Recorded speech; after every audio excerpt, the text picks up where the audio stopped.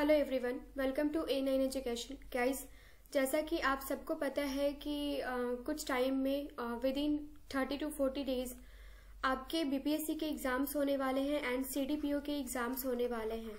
और आने वाले इस बीपीएससी के एग्ज़ाम की बात कर लो या सीडीपीओ के एग्ज़ाम की बात कर लो, जो प्रीवियस सेट्स हैं, जो प्रीवियस ईयर के क्वेश्चंस हैं, वो काफ़ी इंपॉर्टेंट रोल प्ले करते हैं। आपने देखा होगा अक्सर एग्जाम में कि आपके 6 to 7 क्वेश्चंस तो हूबहू आपको यहीं से देखने को मिल जाते हैं।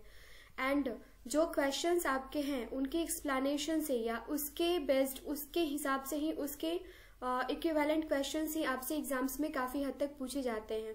तो प्रीवियस ईयर जो भी है वो आपके लिए बहुत ही इम्पॉर्टेंट हो जाता है और साथ ही साथ जो आपके सैम्पल प्रैक्टिस पेपर्स जो हैं ये काफ़ी इंपॉर्टेंट हो जाते हैं आपके किसी भी एग्जाम के लिए, ना सिर्फ बीपीएससी के लिए। आप किसी भी स्टेट पीसीएस की बात कर लो या फिर एसएससी सीजीएल की बात कर लो, यूपीएससी की बात कर लो, किसी भी एग्जाम की बात कर लो, तो आपके लिए प्रीवियस ईयर क्वेश्चंस जो है ये काफ़ी इंपॉर्टेंट हो जाता है। So let's start with question number 1। यहाँ पे हम सारे के सारे क्वेश्चंस कवर करेंगे। हमारा जो लैंग्वेज होगा ये होगा बाइलैंग्वेज, क्योंकि हमारे पास बिहार बोर्ड के भी काफ़ी सारे स्टूडेंट्स होते हैं and CBSE board, ICSE board के भी काफ़ी सारे स्टूडेंट्स होते हैं। तो किसी भी बोर्ड को कोई प्रॉब्लम ना हो तो हमने क्वेश्चंस जो फॉर्मेट है ये आपका इंग्लिश में है, लेकिन हमारा जो एक्सप्लेनेशन होगा ये बाइलैंग्वेज होगा ताकि किसी भी बोर्ड को कोई भी प्रॉब्लम फेस ना करना पड़े। साथ ही साथ एक और बात मैं आपको बता देना चाहती हूँ कि जो भी 100 क्वेश्चंस आपको कवर करवाए गए हैं, सपोज ये 1992 का सेट है, तो 1992 में अगर कोई करंट अफेयर्स पूछा गया है तो अभी के हिसाब से 2021-2022 के हिसाब से उसका एक्सप्लेनेशन क्या होना चाहिए ये हम आपको इस वीडियो में बताएंगे, ना कि 1992 का बताएंगे, क्योंकि इससे कोई फर्क नहीं पड़ता कि 1992 में क्या हुआ था। हाँ, कुछ इंपॉर्टेंट चीज़ें जो हुई थी जो स्टैटिक पोर्शन में आ जाते हैं और जो हमेशा के लिए इम्पॉर्टेंट हो जाता है, वो सारी चीज़ें हम इस वीडियो में कवर करेंगे। So let's start with question number 1। ये जो आपका क्वेश्चन नंबर 1 है, इसमें आपसे जो क्वेश्चन पूछा जा रहा है कि टू विच कंट्री डज बोट्रोस गाली the new secretary general of UN belongs. तो यहाँ पे ये जो फर्स्ट क्वेश्चन है ना, तो यहाँ पे अब ये इम्पॉर्टेंट आपका नहीं है। सबसे पहले तो हम देख लेते हैं कि यहाँ पे क्या क्या इम्पॉर्टेंट हो जाता है। सबसे पहले तो यूएन के बारे में जानना इम्पॉर्टेंट है और यूएन के अभी सेक्रेटरी जनरल कौन है ये हमारे लिए इम्पॉर्टेंट है। तो सबसे पहले आप देख लीजिए कि यूएन के बारे में ये 193 मेंबर कंट्रीज हैं, राइट। और उसके बाद इंडिया जो है ये क्या है, चार्टर मेंबर है यूएन का। इंडिया चार्टर मेंबर है यूएन का। इसका एस्टैब्लिशमेंट कभी हुआ था, तो इसका एस्टैब्लिशमेंट हुआ था 24 अक्टूबर 1945 में, राइट। 1945 में कहाँ हुआ था, तो ये हुआ था सैन फ्रांसिस्को, कैलिफोर्निया, यूएस। तो यहाँ पे इसका एस्टैब्लिशमेंट किया गया था, राइट। तो ये सारे के सारे जो हो गए आपके एक्सप्लेनेशन यहाँ पे हमने आपको दे दिया है। सो नेक्स्ट क्वेश्चन है हमारा, which republic of former USSR was first to declare itself independent. तो सबसे पहले अपने आप को इंडिपेंडेंट किसने घोषित किया था, तो ये आपका राइट आंसर यहाँ पे क्या हो जाएगा, राइट आंसर हो जाएगा ऑप्शन नंबर 2, इस्टोनिया। तो इस्टोनिया ने किस डेट को अपने आप को रिपब्लिक घोषित किया था, इंडिपेंडेंट घोषित किया था, तो ये किया था आपको 16 नवंबर 1988 में, राइट। नेक्स्ट क्वेश्चन हम देख लेते हैं, in the beginning of 1992 for what reason was the Davos in Switzerland in news. तो ये जो डोवास है ये सबसे पहले तो आप देख लीजिए कि 1992 में न्यूज में क्यों था, जो कि स्विट्जरलैंड में है। तो ये क्यों न्यूज में था, तो for hosting the WEF meeting. अब ये WEF मीटिंग क्या है, ये तो हमारा राइट आंसर है, option 1 is our right answer. But what is the meaning of WEF? Exactly, I am asking you what is the full form of WEF। तो इसका जो फुल फॉर्म हो जाएगा गाइज, ये हो जाएगा वर्ल्ड इकोनॉमिक फोरम, राइट। काफी important है, कितनी बार एग्जामिनेशंस में पूछे जा चुके हैं। और it is an international organization for public private cooperation. Public private cooperation के लिए ये एक इंटरनेशनल ऑर्गेनाइजेशन है। कौन सा, world economic forum, right. Question number 4 देख लेते हैं। What was the purpose of establishing SAARC, SAARC itself, इसका जो फुल फॉर्म है यहाँ पे फिर अगेन अगर बात की जाए सार्क की, तो सार्क का फुल फॉर्म काफी बार देखा जा चुका है, क्योंकि क्वेश्चंस में ऐसे एग्जामिनेशंस में ऐसे क्वेश्चंस पूछे ही जाते हैं। तो सार्क का जो फुल फॉर्म है ये क्या है, ये है south Asian association of regional cooperation. 8 member countries हैं सार्क की, राइट। एंड इस्टेब्लिशमेंट जो है ये 1885 में हुआ था, और इस्टेब्लिशमेंट कहाँ हुआ था, तो ये हुआ था ढाका में। अब यहाँ पे आप याद रखिएगा कि इसका इस्टेब्लिशमेंट जो है ना ये 1885 में ढाका में हुआ था। अब 1885 में गाइस और क्या हुआ था, कुछ चीजें हम रिलेट करके पढ़ लेते हैं, क्योंकि काफी सारी चीजें ऑलरेडी हमने पढ़ रखी हैं।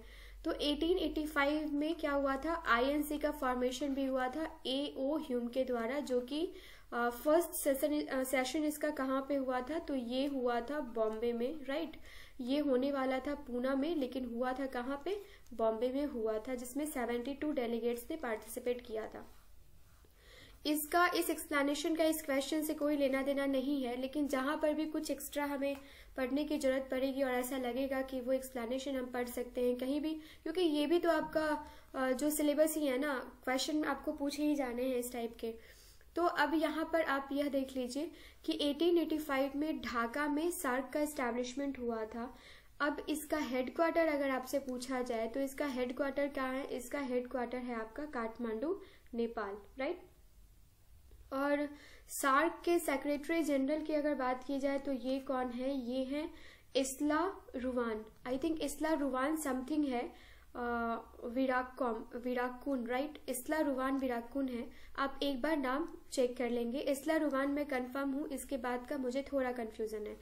सो क्वेश्चन नंबर 5 देख लेते हैं। Where was the first direct dialogue between Israel and PLO held, तो ये कहाँ पे हुआ था, फर्स्ट डायलॉग जो है वो इजराइल एंड PLO के बीच में कहाँ पे हेल्ड किया गया था, तो ये किया गया था वॉशिंगटन में।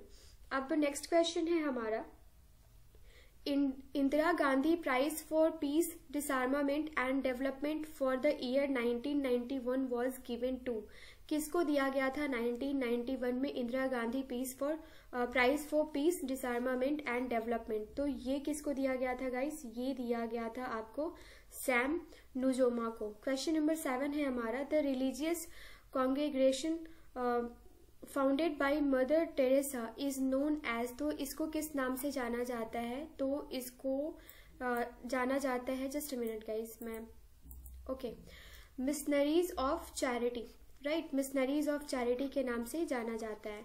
यहाँ पे थोड़ा सा मैं इसको इरेज कर लेती हूँ, थोड़ा नहीं मैं पूरा ही इरेज कर लेती हूँ, सो दैट कि कुछ भी मैं यहाँ पे नोट कर पाऊँ। Just a minute, just give me 5 minute. Okay guys, अगर इस वीडियो में कोई भी प्रॉब्लम आपको नजर आती है, आपको ऐसा लगता है कि एक्सप्लेनेशन में कुछ कमी है या इस वीडियो में कुछ कमी है, तो हमें कमेंट सेक्शन में कमेंट करके जरूर बताइएगा, क्योंकि हमें बहुत अच्छा लगता है जब हम आपका कमेंट पढ़ते हैं, चाहे वो पॉजिटिव हो चाहे वो निगेटिव हो, हमें काफ़ी अप्रिशिएशन मिलता है। सो गाइज, अगर हमारी मेहनत पसंद आ रही हो तो चैनल को लाइक एंड सब्सक्राइब करना भी ना भूलें।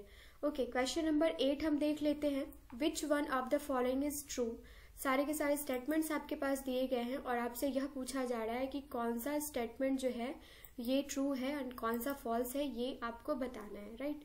जो हमारा फर्स्ट स्टेटमेंट है ये क्या है, the USA has a federal form of government, right. तो यहाँ पे क्या पूछा जा रहा है कि which one of the following statement is true. सबसे पहले तो क्वेश्चन पेपर जब आपके हाथ में आता है ना, तो ट्रू एंड फॉल्स जो है ये आप घेरा लगा लीजिए, क्योंकि कितनी बार होता है कि हम स्टेटमेंट पढ़ लेते हैं और पूछा कुछ और जाता है, हम उसके हिसाब से टिक कुछ और करके चले आते हैं। तो क्वेश्चन सबसे पहले क्या पूछा जा रहा है ये हमारे लिए इंपॉर्टेंट हो जाता है। तो ट्रू जो है ये आपका फर्स्ट स्टेटमेंट है, the USA has federal form of government, तो इसमें कोई भी आपको कंफ्यूजन नहीं होना चाहिए। अब यहाँ पे थोड़ा एक्सप्लेनेशन, सबसे पहले हम US के बारे में देख लेते हैं। अब अगर आपसे बात की जाए कि US के कॉन्स्टिट्यूशन से इंडिया के कॉन्स्टिट्यूशन में क्या क्या लिया गया है, तो ये लिया गया है फंडामेंटल राइट्स, राइट, और उसके बाद जुडिशियरी इंडिपेंडेंस जो है वो आपको लिया गया है, एंड जुडिशियल रिव्यू लिया गया है, प्रेसिडेंट इम्पीचमेंट लिया गया है, removal of supreme court and high court जजेस लिया गया है, राइट। तो ये सारा का सारा, एंड रिमूवल ऑफ जजेस भी यहाँ पे, प्रेसिडेंट भी कहाँ से लिया गया है, ये लिया गया है यूएस के कॉन्स्टिट्यूशन से। तो ये तो बात हो गई यूएस की। अगर आपको ये sources of Indian constitution revise करना है तो हमने एक वीडियो 20 मिनट के अप्रॉक्स का वीडियो एक अपलोड कर रखा है, वहां से आप जाके इसको रिवाइज कर सकते हैं।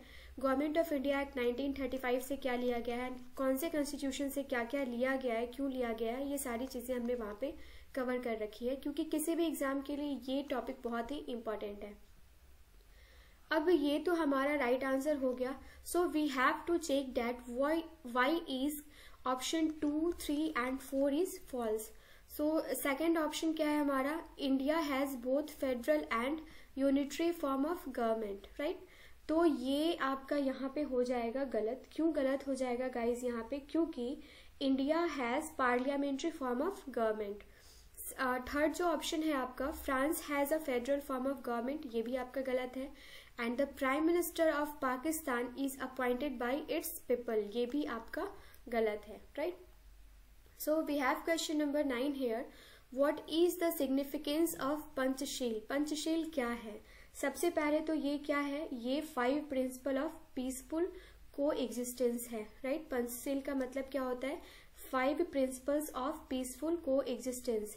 अब ये किसके किसके बीच में साइन किया गया था, ये भी काफी इंपॉर्टेंट है। तो ये साइन किया गया था जवाहरलाल नेहरू एंड प्रीमियर जो इनलेई के बीच में, राइट। चाइना के ये हैं प्रीमियर जो इनलेई, ये उस वक्त क्या थे चाइना के, ये मैं मिस कर रही हूँ, ये आप देख लेंगे, आई थिंक प्रेसिडेंट ही होंगे, आप एक बार इसको चेक कर लेंगे। सो क्वेश्चन नंबर 9 का जो राइट आंसर है आपका ये है, जस्ट अ मिनट मैं, ओके। तो फ्रेंडशिप एंड पीसफुल को एग्जिस्टेंस अमॉन्ग कंट्रीज, इसके लिए इसको क्या किया गया था, साइन किया गया था। तो we have right answer here is option number 4। And question number 10 देख लीजिए, फेमस फिल्म डायरेक्टर सत्यजीत रे, सत्यजीत रे काफी इंपॉर्टेंट पर्सनालिटी है, has recently received this award. अब आप ये मत समझ लेना कि 2021 में इनको अवार्ड मिला है, मैं 1992 का कंप्लीट करवा रही हूँ, तो 1992 के रिस्पेक्टिव में आपको ये आंसर्स देने हैं। तो उस वक्त जो इनको मिला था ऑनर, जो मिला था, अवार्ड जो मिला था, ये मिला था Oscar for lifetime achievement. अब सत्यजीत रे के बारे में अभी के लिए जो भी इम्पोर्टेंट इन्फॉर्मेशन हो सकते हैं वो हम देख लेते हैं। इनको सिर्फ और सिर्फ Oscar for lifetime achievement award ही नहीं मिला था, इनको भारत रत्न का भी अवार्ड मिल चुका है, इनको पद्मश्री का भी अवार्ड मिला हुआ है, एंड एकेडमी ऑनरेरी अवार्ड भी मिला हुआ है, दादा साहब फाल्के अवार्ड भी इनको मिला हुआ है। पाथेर पांचाली, जिन 1955 में इन्होंने ये लिखा था, Pather Panchali and the world of Apu, APU Apu, ये 1959 में लिखा था। ये दोनों चीजें जो है ना, ये काफी इम्पोर्टेंट इनकी रचना है, ये आप याद रखेंगे, काफी इंपॉर्टेंट है, काफी बार पूछा जाता है। सो क्वेश्चन नंबर 11 है हमारा, in the beginning of 1992 JKLF was in the news for. अब 1992 में JKLF जो है वो न्यूज में क्यों था, तो making an attempt to cross LOC and enter POK, तो इसके लिए क्या था, न्यूज में था। So we have right answer here is option number 4। So we have question number 12 here. What did the recent massacre in Bihar, in which about 40 people were killed, take place? इसमें क्या हुआ था कि 1992 में, right, 1992 या 1 या ऐसा ही था। इसमें क्या हुआ था कि टोटल 38 अप्रॉक्स 40 आप पकड़ लो, 40 लोगों को, ब्राह्मण कास्ट से वो लोग बिलोंग करते थे, उन लोगों को मार दिया गया था। ये बहुत बड़ा नरसंहार हुआ था। कहाँ हुआ था, तो ये हुआ था गया में। अब गया के बारे में कुछ इम्पॉर्टेंट चीजें हम देख लेते हैं। सबसे पहले तो आप देख लीजिए कि गया किस रिवर के किनारे बसा है, तो ये बसा है फाल्गु रिवर के किनारे। दूसरा है कि 18th सेंचुरी का विष्णुपद मंदिर के लिए गया फेमस है। गया किसी और चीज के लिए भी फेमस है, ये क्या है, पिंडदान, राइट। ये भगवान राम, लक्ष्मण एंड सीता, ये तीनों भी गया पिंडदान करने के लिए गए थे राजा दशरथ का, ये भी आप याद रखें।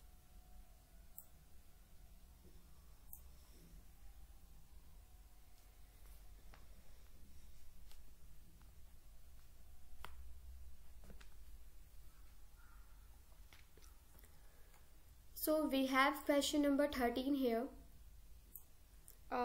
क्वेश्चन नंबर 12 का राइट आंसर क्या हो जाएगा? कहाँ हुआ था ये नरसंहार? तो 1992 में गया में हुआ था, जिसमें 40 पीपल्स को मार दिया गया था। क्वेश्चन नंबर 13 देख लेते हैं। In the recent 1992 Punjab assembly election how many seats did BJP win?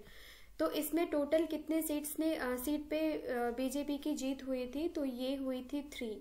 अब 6 ऑप्शन नंबर 3। तो ये इम्पॉर्टेंट नहीं है उस वक्त बीजेपी को और कांग्रेस को और अकाली दल को एंड किसको किसको कितना वोट मिला था, कितनी सीटें जीती थी इन लोगों ने, ये इम्पॉर्टेंट नहीं है। हाँ, आप 2021 और 2022 में अगर ऐसा कुछ भी इलेक्शन होता है तो वो आपके लिए फिर इम्पॉर्टेंट हो जाता है।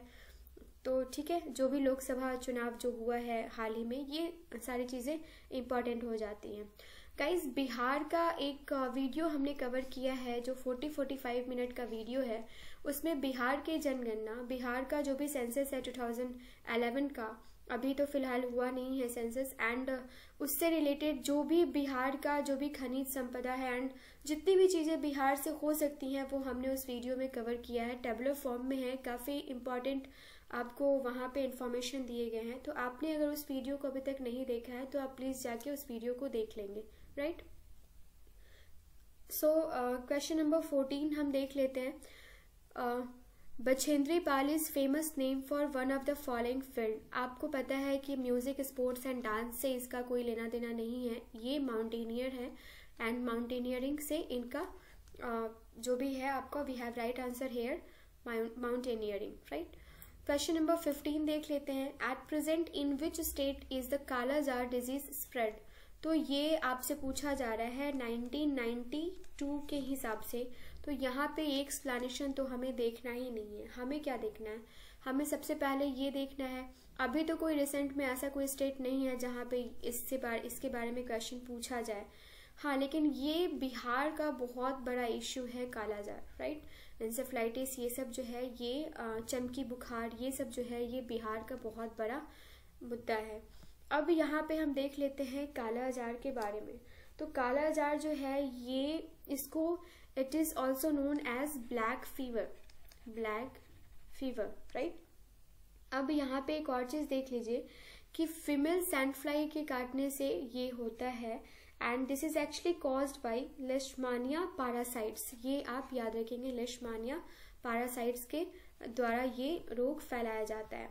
सो क्वेश्चन नंबर 16 है हमारा, फिजिकल डेफिसिट फॉर 1992-1993 इज।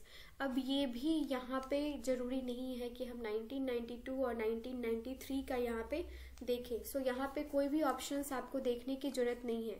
सो हमें देखना क्या है, आप यहाँ पर एक चीज नोट कर लेंगे कि 2021 एंड 2022 के लिए निर्मला सीतारमन ने 6.8% नॉर्मल ग्रॉस डोमेस्टिक प्रोडक्ट जो है, ये आपको जो फिजिकल डेफिसिट है ये आपको उन्होंने कितना तय किया? 6.8% इन्होंने बताया है। सो क्वेश्चन नंबर 18 देख लेते हैं। जस्ट अ मिनट, यहाँ पे स्पेस बहुत कम है एक्चुअली, जिसकी वजह से हमें बार बार इरेज करना पड़ रहा है। ओके, क्वेश्चन नंबर 17 देख लेते हैं। उस्ताद Zahiruddin Dagar was recently in news for. 1992 में उस्ताद जहीरुद्दीन डागर जो है ये न्यूज में क्यों थे? तो ये न्यूज में क्यों थे गाइस उस वक्त?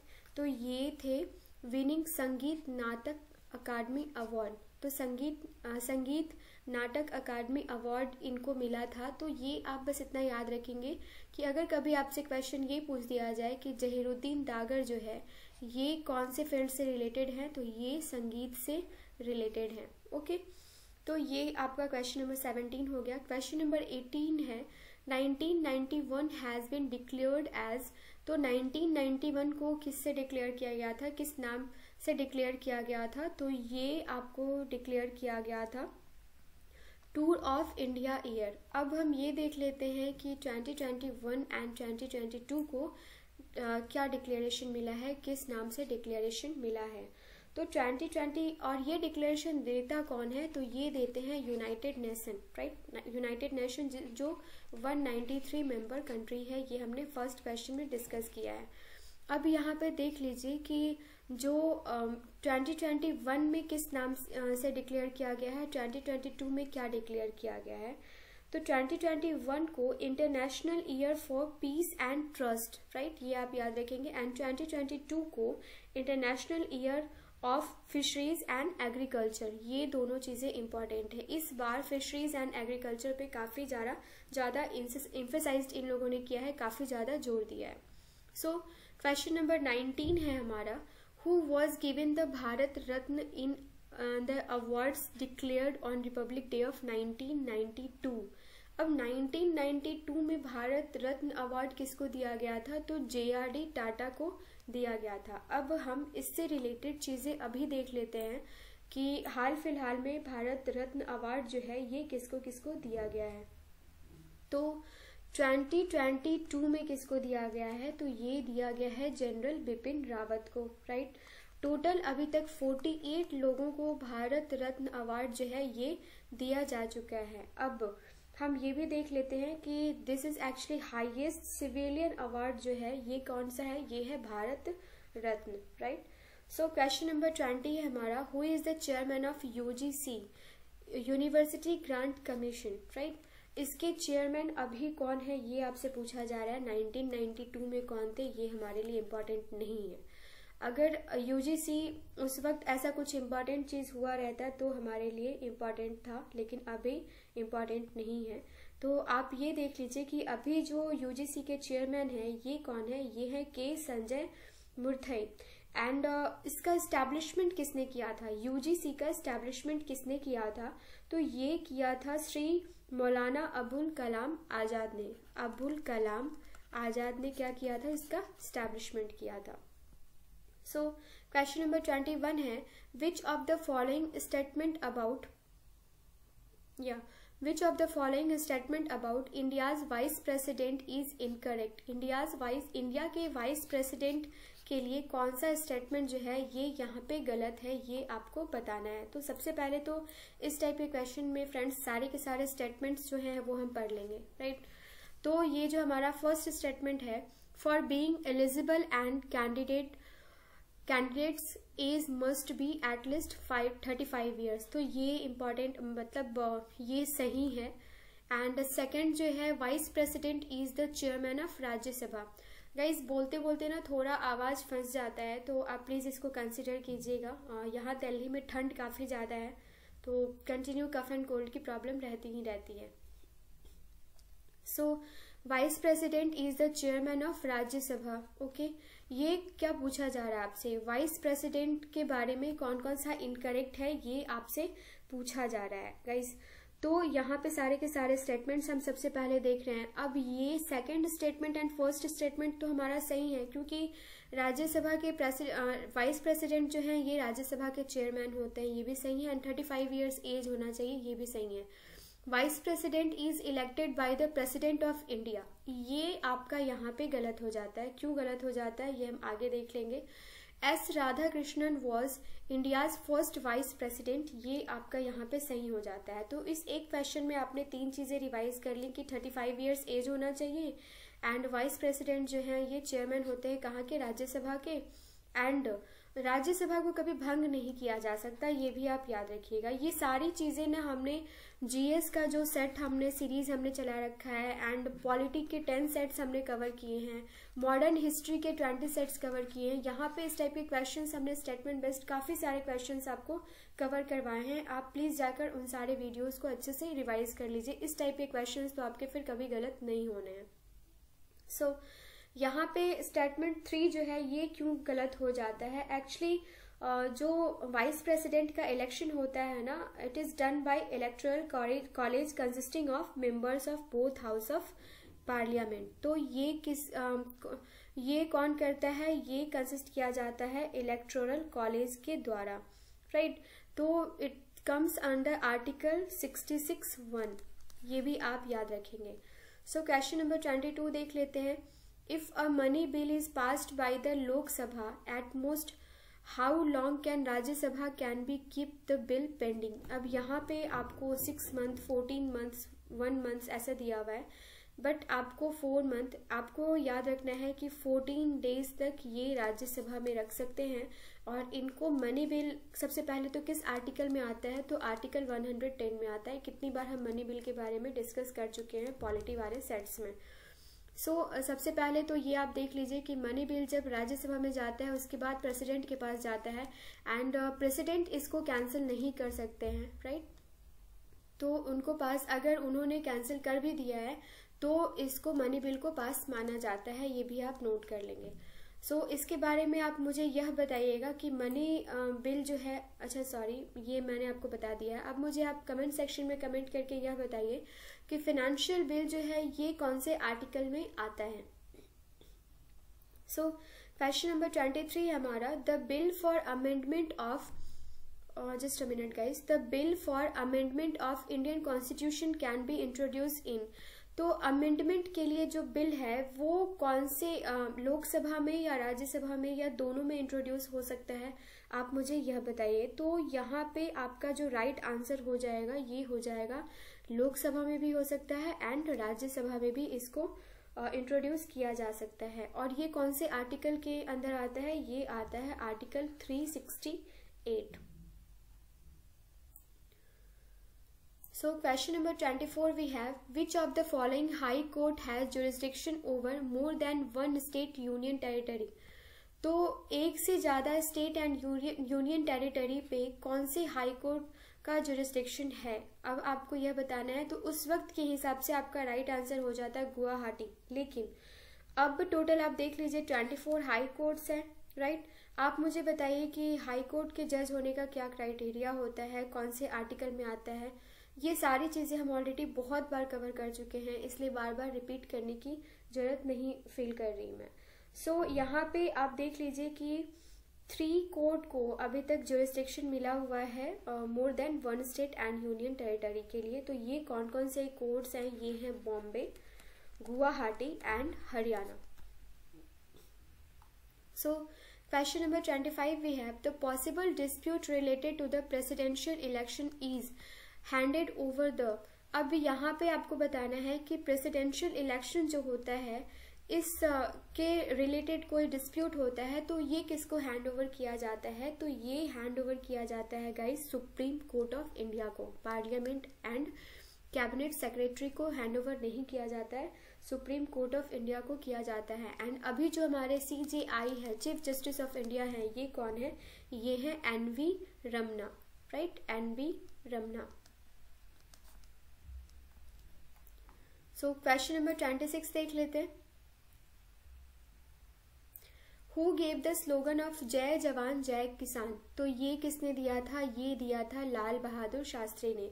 सुभाष चंद्र बोस ने कौन सा स्लोगन दिया था, इन्होंने स्लोगन दिया था तुम मुझे खून दो एंड मैं तुम्हें आजादी दूंगा, right.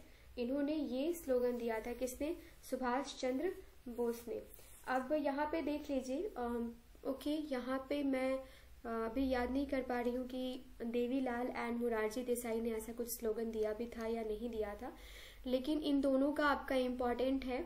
Give me blood I shell give you freedom, ये किसने कहा था, ये कहा था सुभाष चंद्र बोस ने। एंड जय जवान जय किसान, ये किसने स्लोगन दिया था, ये दिया था लाल बहादुर शास्त्री। जय जवान जय किसान एंड जय विज्ञान, ये किसने स्लोगन दिया था, आप मुझे कमेंट सेक्शन में कमेंट करके बताइए। ये दोनों ही स्लोगन जो है ये काफी इंपॉर्टेंट है।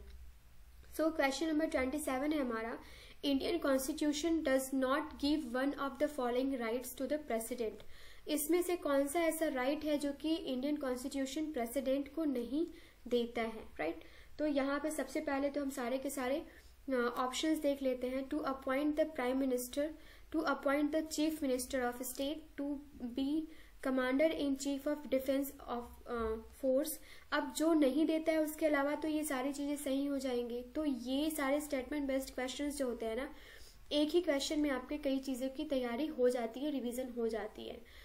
यहाँ पे 4th स्टेटमेंट है, to declare emergency in any part of country, ये आपका सही है। 3rd ऑप्शन भी आपका सही है and first one is also correct. So we have wrong answer, wrong option here is to appoint the chief minister of, appoint the chief minister of state. ये कौन अपॉइंट करता है, अपॉइंटेड बाय गवर्नर, पीएम की बात अगर करेंगे तो appointed by president, and if we will talk about chief minister then governor appoint the chief minister, right. So ये यहाँ पे आपका इसका एक्सप्लेनेशन हो गया। अब यहाँ पे जो सीएम एंड गवर्नर से रिलेटेड भी ऑलरेडी हमने वीडियो कवर कर रखा है, आप वहाँ से जाके रिवाइज कर सकते हैं, क्योंकि ये सारे टॉपिक्स जो है ना ये किसी भी एग्जाम में आते ही आते हैं यहाँ से क्वेश्चन। कुछ टॉपिक्स ऐसे हैं ना जहाँ से एग्जामिनर क्वेश्चन बनाता ही बनाता है, तो वो जो 8-10 टॉपिक्स हैं वो आपको कवर कर लेना है, क्योंकि 20-25 मार्क्स का तो आपका क्वेश्चन यहाँ से कवर हो ही जाता है। क्वेश्चन नंबर 28 है हमारा, the first constitutional amendment bill was introduced in. First constitutional amendment bill जो है ये कौन से ईयर में इंट्रोड्यूस किया गया था, तो ये किया गया था आपका 1951 में। और ये अमेंडमेंट बिल जो है ये किन के टाइम में इंट्रोड्यूस किया गया था, तो ये किया गया था पीएम पंडित जवाहरलाल नेहरू के टाइम में। और दूसरा क्या क्या चेंजेस लाए गए थे इस अमेंडमेंट से, तो ये लाया गया था changes to the fundamental rights. Fundamental rights में कुछ चेंजेस लाए गए थे 1951 वाले अमेंडमेंट में, ओके।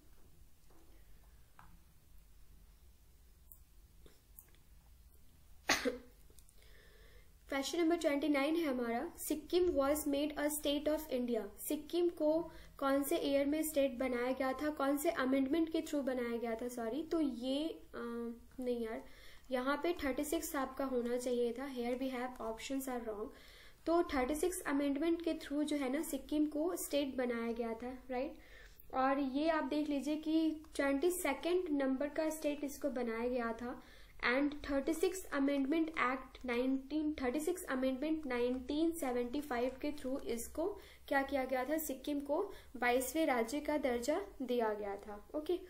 सो क्वेश्चन नंबर 30 है हमारा कि what is the sanctioned strength of जज इन सुप्रीम कोर्ट। उस वक्त 1992 के हिसाब से क्या था स्ट्रेंथ, तो ये आपका कितना था, 18 था या 24 था गाइस, तो ये आपका था 24, राइट।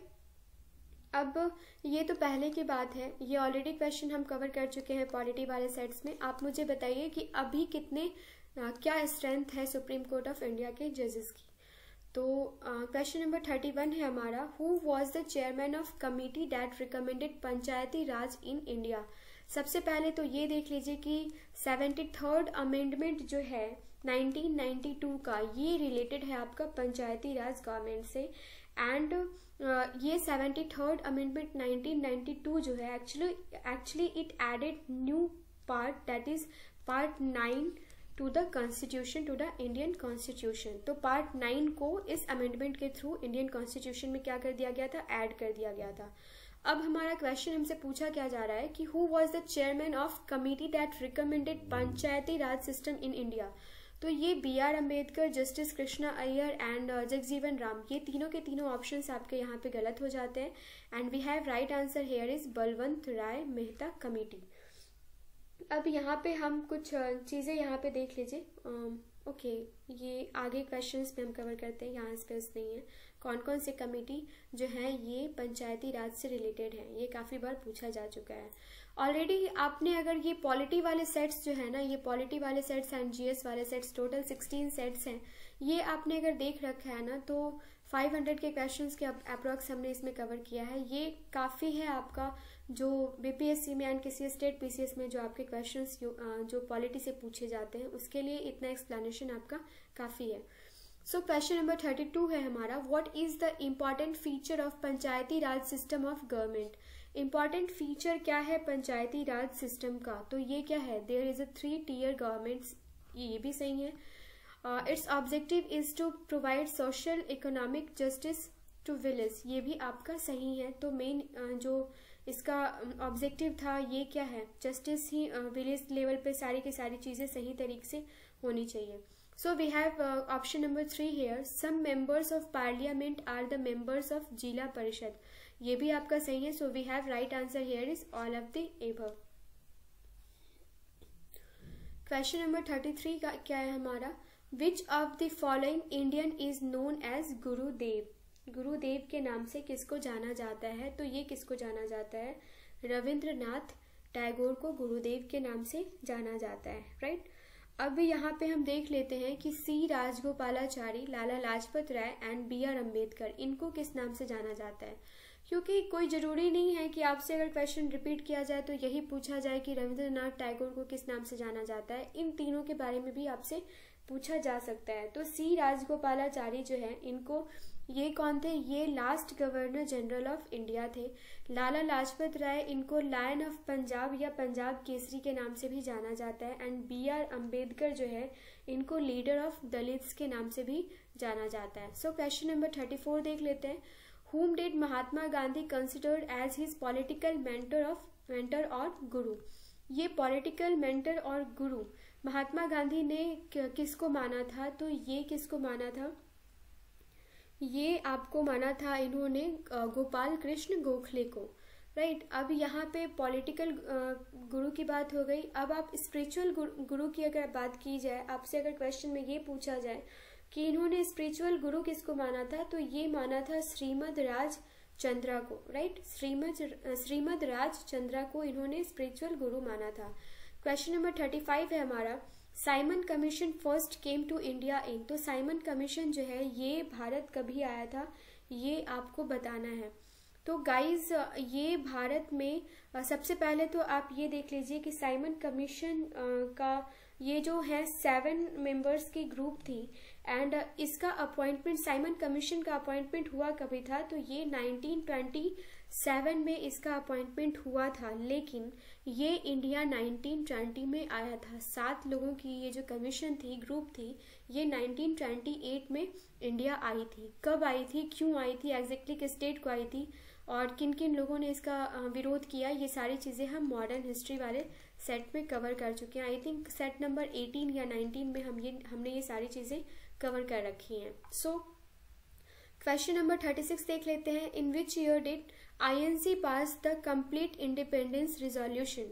आईएनसी ने कंप्लीट इंडिपेंडेंस रिजोल्यूशन जो है, ये किस ईयर में पास किया था, तो ये इन्होंने पास किया था 1929। अब 1929 से रिलेटेड देख लीजिए, लाहौर सेशन में हुआ था। उस वक्त जो इस आईएनसी सेशन को जिन्होंने लीड किया था, ये कौन थे, ये थे आपके नेहरू। और कंप्लीट इंडिपेंडेंस जो है, पूर्ण स्वराज का डिमांड इसमें रखा गया था। सो हमने आईएनसी से रिलेटेड भी ऑलरेडी वीडियो कवर कर रखा है। आपने अभी तक उस वीडियो को भी नहीं देखा है तो आप देख लीजिए, क्योंकि कुछ कुछ टॉपिक्स ऐसे हैं जो पूछा ही जाता है, तो हमने उस टॉपिक को कवर करके रखा है। किसी भी एग्जाम में जाने से पहले आप उसको रिवाइज करके जाइए, काफी इंपॉर्टेंट रहता है। क्वेश्चन नंबर 37 देख लेते हैं। The year 1919 in Indian history is related to. जो 1919 है, ये इंडियन हिस्ट्री में किस चीज से रिलेटेड है, क्यों इम्पॉर्टेंट ईयर ये माना जाता है, क्यों, इस साल क्या हुआ था, तो इस साल क्या हुआ था, जो आप लोगों को याद होगा, जलियांवाला बाग मैसेकर, जिसमें काफी सारे लोग मारे गए थे। एंड सैफुद्दीन किचलू एंड कोई और जो नाम था, आप मुझे कमेंट सेक्शन में बताइए। तो उन दोनों की गिरफ्तारी के अगेंस्ट में काफी सारी भीड़ इकट्ठी हुई थी और इन पे जनरल ओ डायर ने शूट करने का सबको आदेश दे दिया था। सो ये काफी इम्पोर्टेंट है। काला कानून के विरोध में, रॉलेट एक्ट के विरोध में ये भीड़ जो है, ये वैसाखी के दिन इकट्ठी हुई थी। सो क्वेश्चन नंबर 38 देख लेते हैं। The writer of song Vande Mataram. Vande Mataram song के रचयिता, राइटर कौन है, तो वंदे मातरम सॉन्ग के जो राइटर हैं, ये हैं आपके बंकिम चंद्र चटर्जी। अब ये राइटर हैं, किस ईयर में इन्होंने लिखा था, तो इन्होंने लिखा था वंदे मातरम को 7 नवंबर 1875 को। अब वंदे मातरम की बात हमने कर ली, तो हम जनगण मन की भी बात कर लेते हैं। जनगण मन को किसने लिखा था, तो ये लिखा था रविंद्रनाथ टैगोर ने। और सबसे पहले तो इन्होंने बंगला में लिखा था, बंगाली में लिखा था। एंड दिसंबर 11, 1911 को इन्होंने क्या किया था, जनगण मन लिखा था। सो क्वेश्चन नंबर 39 है हमारा। Who led the movement for the separate state of Pakistan. Pakistan के लिए किन्होंने मूवमेंट चलाया था, तो ये चलाया था मोहम्मद अली जिन्ना ने। अब यहाँ पे पाकिस्तान की बात किया जाए तो आप मुझे कमेंट सेक्शन में बताइए कि पाकिस्तान वर्ड, ये वर्ड किसने दिया था, इस शब्द की खोज किसने करी थी, ये किसने सजेस्ट किया था कि इंडिया से हट के जो हम कंट्री बनाने जा रहे हैं, जो प्रोविंसेस इस्टेब्लिश करने जा रहे हैं, उसका नाम पाकिस्तान होना चाहिए। तो आप मुझे कमेंट सेक्शन में ये कमेंट करके बताइए। एंड क्वेश्चन नंबर 40 जो है हमारा, when was Indian national Congress founded, ये ऑलरेडी हम डिस्कशन में आपको बता चुके हैं कि 1885 में A.O. ह्यूम के द्वारा कहाँ पे फाउंड किया गया था। इसका जो फर्स्ट INC सेशन है ये पुणे में होने वाला था, लेकिन due to cholera outbreak it was shifted to Bombay, right.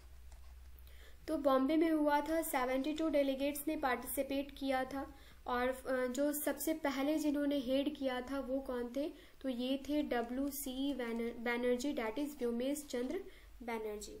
और फाउंड किसके द्वारा किया गया था, तो ये किया गया था A.O. ह्यूम के द्वारा। सो क्वेश्चन नंबर 41 देख लेते हैं। Which of the famous Indian leader is known as frontier Gandhi. Frontier Gandhi के नाम से किनको जाना जाता है, तो ये जाना जाता है खान अब्दुल गफ्फार खान को, राइट। अब यहाँ पे आप देख लीजिए question number 42, who was the prime minister of UK at the time of second world war. अब मुझे ये बताइए कमेंट सेक्शन में कि इंडिपेंडेंस के टाइम में जो प्राइम मिनिस्टर थे UK के, ये कौन थे, ये विंस्टन चर्चिल थे या कोई और थे। So we have right answer here for this question is Winston Churchill. Option number 3 is right answer here. So यहाँ पे विंस्टन चर्चिल जो है ये कौन से पार्टी से बिलोंग करते थे, तो ये थे member of conservation party, right. अब यहाँ पे क्वेश्चन नंबर 43 है, which city does river send passes through. तो ये कौन से जो रिवर सेंड है ये कहाँ से, किस सिटी से पास करता है, तो ये पास करता है आपका पेरिस से, राइट। क्वेश्चन नंबर 44 है, Gobi desert is in. Gobi desert सबसे पहले तो आपको ये बताना है कि है कहाँ पे, तो ये आपको है चाइना में। अब इसके बारे में कुछ और भी चीजें हम यहाँ पे देख लेते हैं। इस गोबी डिजर्ट का लेंथ क्या है, तो ये लेंथ है इसका 1500 किलोमीटर, और it lies between Mongolia and northern China. तो ये आप याद रखेंगे, it lies between Mongolia and northern China and its length is, its distance is 1500 kilometer, right. So we have question number 45 here. Question number 45 में आपसे Suez canal के बारे में पूछा जा रहा है। तो स्वेज कैनल सबसे पहले तो आपसे ये पूछा जा रहा है कि ये किसको किसको कनेक्ट करता है, तो ये कनेक्ट करता है मेडिटेरियन सी को रेड सी से। तो सबसे पहले हम इसके बारे में कुछ एक्सप्लेनेशन देख लेते हैं।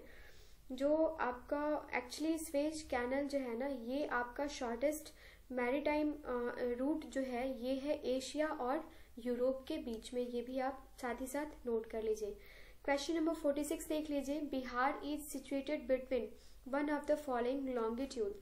तो आपसे यहाँ पे पूछा जा रहा है कि बिहार कौन से लॉन्गिट्यूड में है। अब आप यहाँ पे लॉन्गिट्यूड एंड लैटिट्यूड दोनों ही बिहार का हम देख लेंगे, क्योंकि दोनों ही चीज़ें इंपॉर्टेंट हो जाती है। तो अगर सबसे पहले लॉन्गिट्यूड की बात की जाए तो यहाँ पे एग्जैक्टली आप देख लीजिए, तो 24 degree 20 minute 10 seconds north and 27 degree 31 minute 15 seconds north, ये आपका हो जाता है longitude.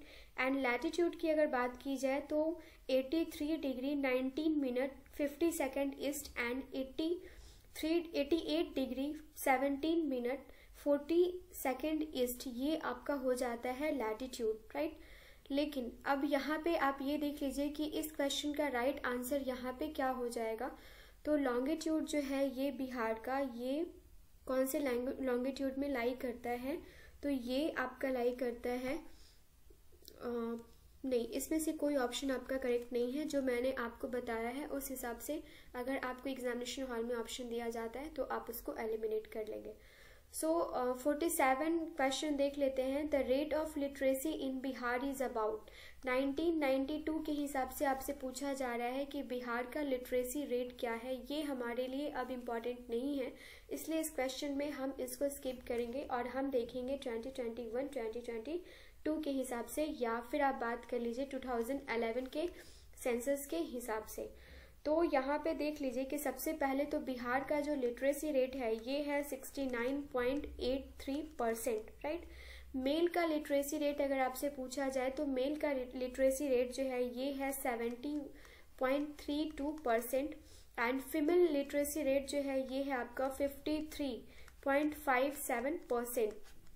Total rural literacy rate अगर आपसे पूछा जाए तो ये क्या है, ये है आपका 43.9%। ये डाटा आप याद रखेंगे। 1992 के हिसाब से क्या था वो हमारे लिए अब इम्पोर्टेंट नहीं है।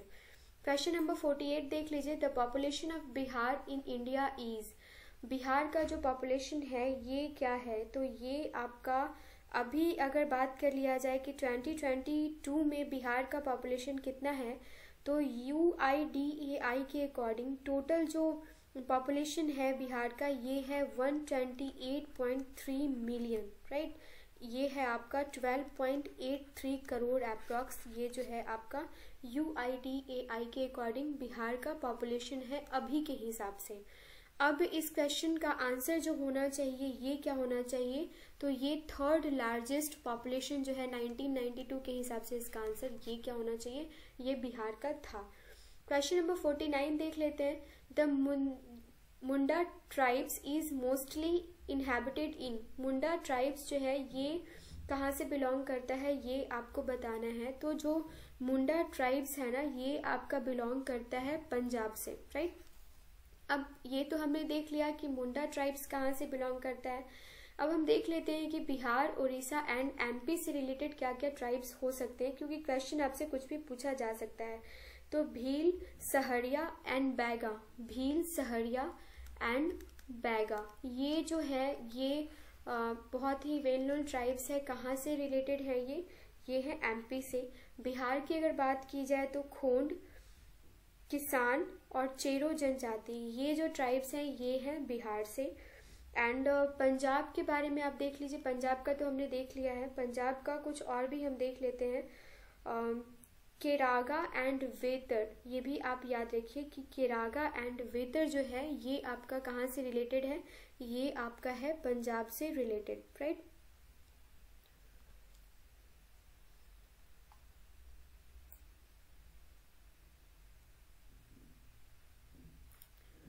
क्वेश्चन नंबर 50 है हमारा। In which of the following state is iron ore not found, कौन से स्टेट में आयरन ओर नहीं पाया जाता है यह आपको बताना है। तो ये नहीं पाया जाता है पंजाब में, MP में, बिहार में एंड उड़ीसा में पाया जाता है iron ore, right.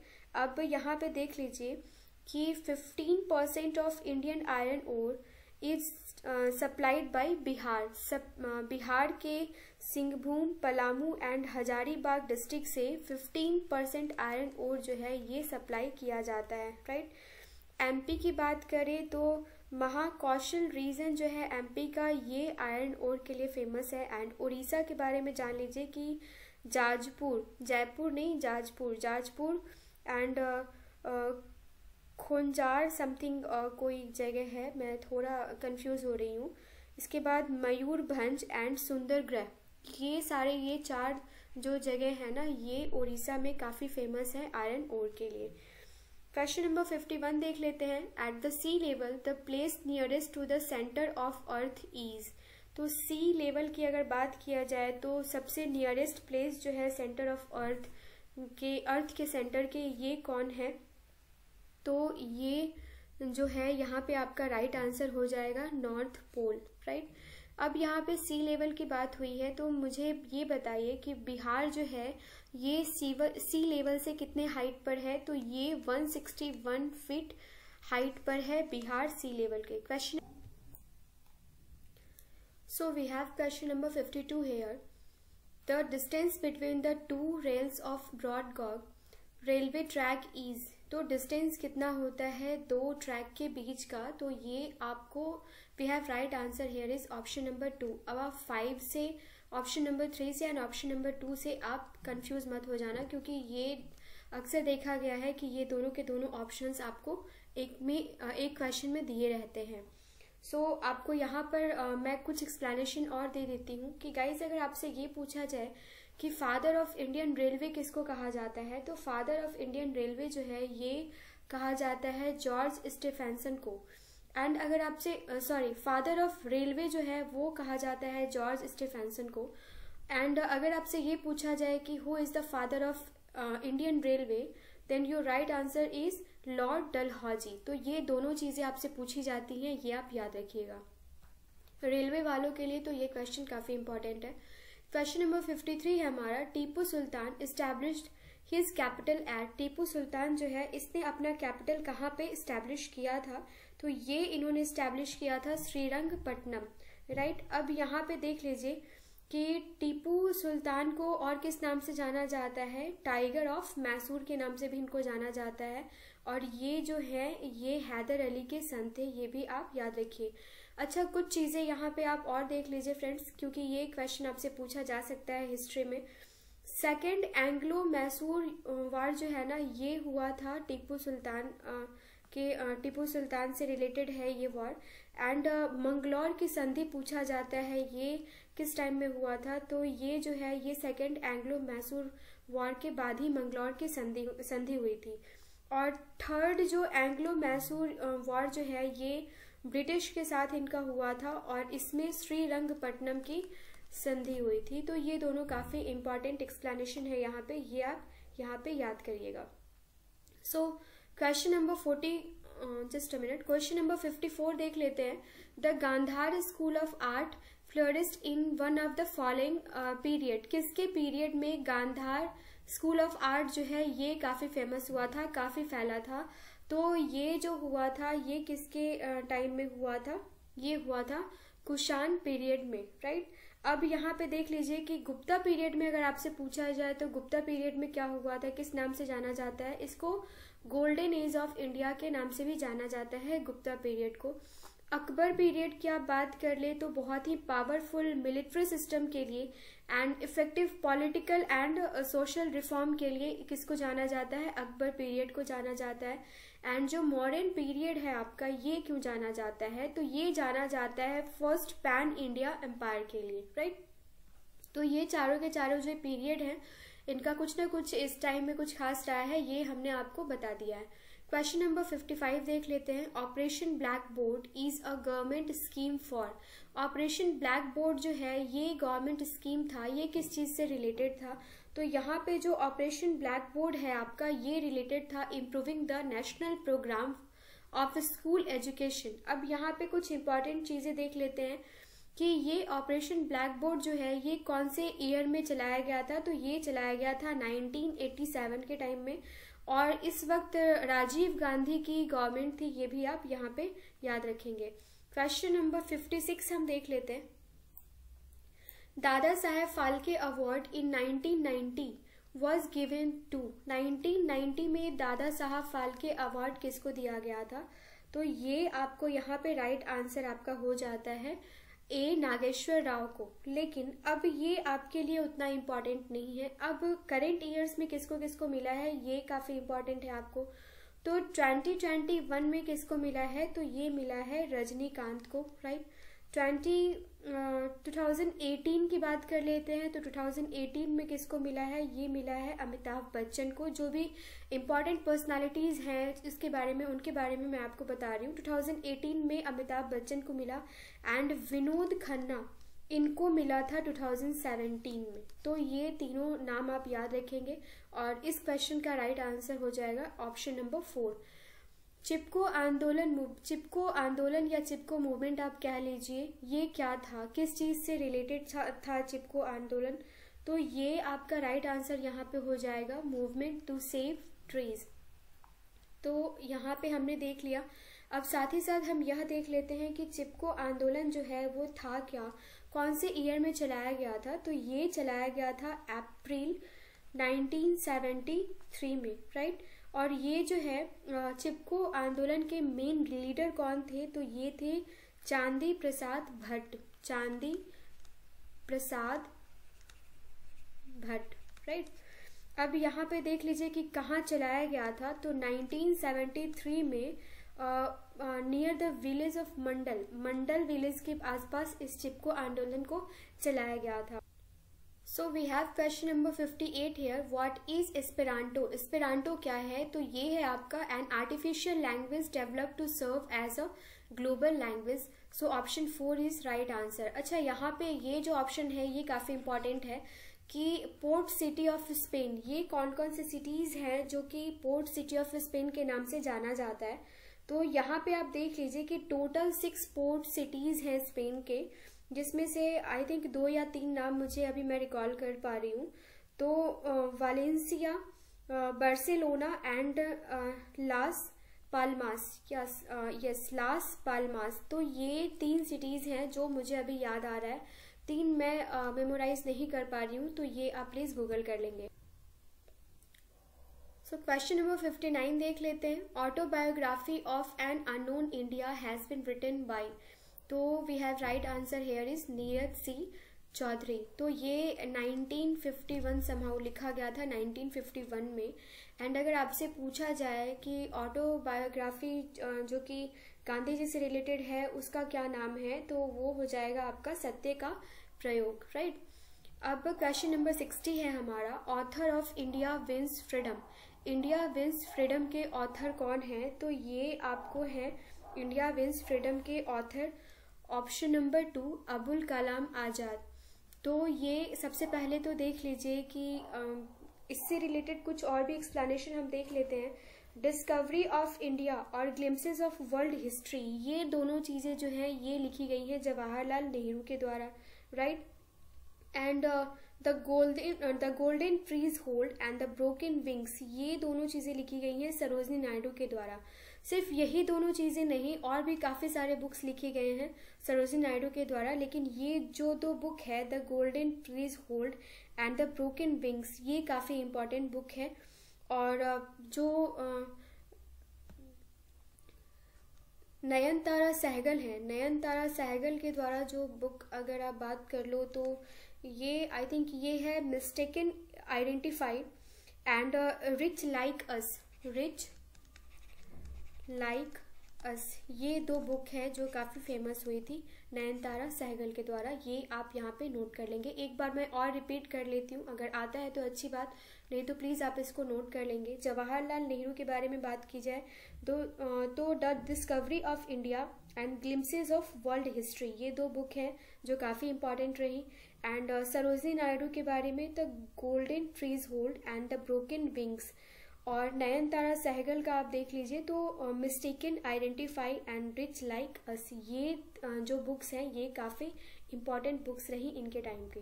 Question number 61 है जो नेक्स्ट क्वेश्चन है आपका, the language which is spoken by highest number of people in India after Hindi is, तो ये क्या है, ये ऑब्वियसली ऑफकोर्स ये उर्दू लैंग्वेज है। अब उर्दू लैंग्वेज की बात कर ले, उर्दू भाषियों की बात कर लो, तो ये आपका 50.8 मिलियन जो है ये उर्दू स्पीकर्स हैं इंडिया में, जो कि टोटल पॉपुलेशन का 4.34% है, राइट।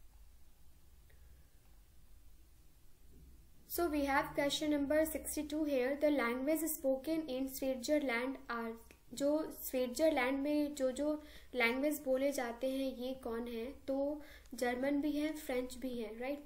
तो यहाँ पे और भी लैंग्वेजेस हैं जो कि बोले जाते हैं स्विट्जरलैंड में, तो ये कौन कौन से हैं, ये है German, French, Italian and Roman. तो ये चारों के चारों लैंग्वेज जो हैं, so we have right answer here is option number 4, जो कि बोले जाते हैं कहाँ पे, स्विट्जरलैंड में। क्वेश्चन नंबर 63 देख लेते हैं, the official language of UNESCO is, ये काफी इंपॉर्टेंट क्वेश्चन है कि यूनेस्को का ऑफिशियल लैंग्वेज क्या है, तो ये सिर्फ फ्रेंच इंग्लिश नहीं है। ऑफिशियल लैंग्वेज की अगर बात की जाए यूनेस्को की, तो टोटल 9 लैंग्वेजेस जो है ना ये ऑफिशियल लैंग्वेज में आते हैं, जिसमें Hindi, Italian, Arabic, Chinese, English, French, Russian, Spanish and Portuguese language भी जो है, ये मैं वापस से रिपीट कर रही हूँ, Portuguese, Spanish, and Russian, French, English, Chinese, Arabic, Hindi and Italian. ये सारे के सारे लैंग्वेज जो 9 लैंग्वेज हैं ये ऑफिशियल लैंग्वेज है, तो उस हिसाब से आप देख लीजिए कि ये ऑप्शन नंबर 4 आप यहाँ पे टिक कर सकते हैं। क्वेश्चन नंबर 64 देख लेते हैं। The author of book life divine, life divine book के ऑथर कौन है? तो ये कौन है गाइस? ये है आपके अरविंद घोष, राइट। तो अरविंद घोष जो है ये ऑथर, ये कौन से ईयर में लिखा गया था? तो ये लिखा गया था 1939 में, राइट। अब 1939 में आप इससे रिलेट करके और भी कुछ याद कर सकते हैं, आईएनसी।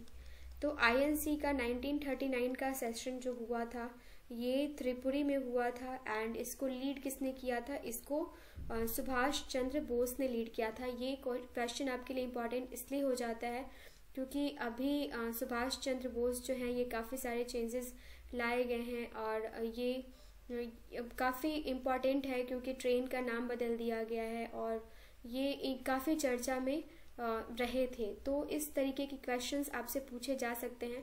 तो यहाँ पर एक और चीज़ देख लेते हैं हम कि 1938 वाला जो सेशन था ना, जो कि हरिपुरा में हुआ था, इसको भी किसने लीड किया था? तो ये किया था सुभाष चंद्र बोस ने, और 1939 वाले में भी। लेकिन 1939 वाला इम्पॉर्टेंट इसलिए है क्योंकि इसमें इन्होंने रेजिग्नेशन दे दिया था, आईएनसी से रेजिग्नेशन दे दिया था। क्वेश्चन नंबर 65 देख लेते हैं। Which of the following matches is incorrect? यहाँ पे कुछ मैचेस दिए हुए हैं और आपको बताना है कि कौन सा इनकरेक्ट है। करेक्ट नहीं गाइस, इनकरेक्ट, राइट। मैंने आपको बताया है कि आपको सर्कल कर लेना है कि करेक्ट इनकरेक्ट पूछा जा रहा है या ट्रू एंड फॉल्स पूछा जा रहा है। तो क्वेश्चन नंबर 65 में हम सबसे पहले देख लेते हैं कि करेक्ट कौन कौन सा है। ओके, तो यहाँ पे देख लीजिए कि भीमसेन जोशी जो है ये क्लासिकल वोकल म्यूजिक से रिलेटेड है, ये सही है आपका।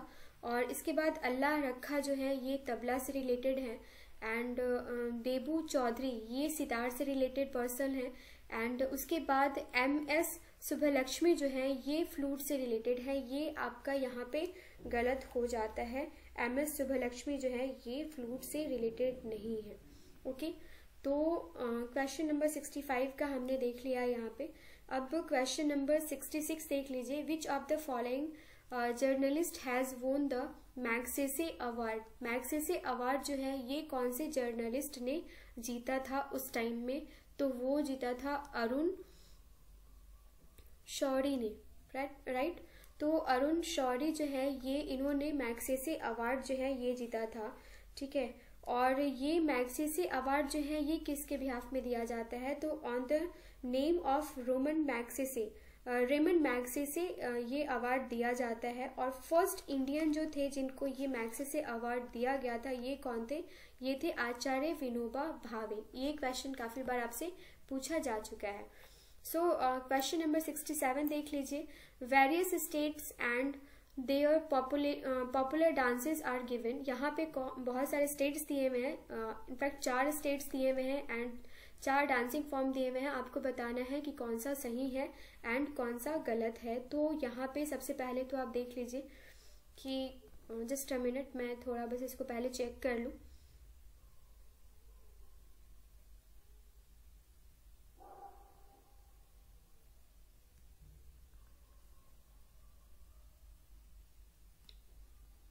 ओके, सो यहाँ पे जो आंध्र प्रदेश से रिलेटेड जो डांसिंग फॉर्म है ये कौन सा है आपका? तो ये हो जाएगा बुर्रा।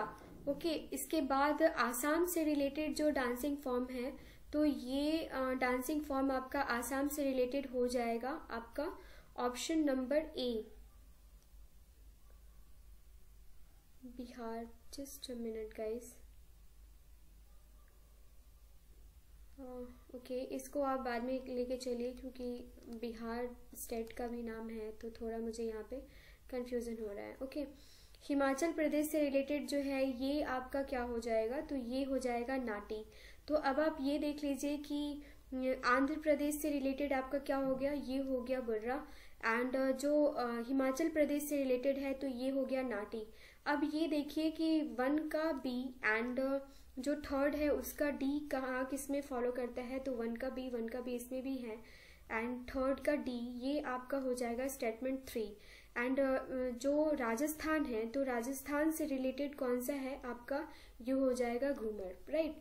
तो ये आपका आसाम के साथ आपका एक बिहार ही बचता है, तो ये आपका राइट आंसर यहाँ पे हो जाएगा ऑप्शन नंबर 3। ओके,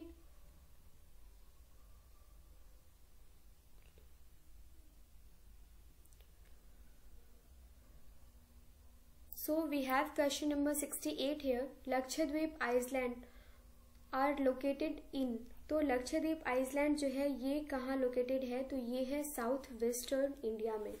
टोटल कितने आइसलैंड है लक्षद्वीप में, तो ये टोटल 36 है, ये भी आप यहाँ पे नोट कर लीजिए।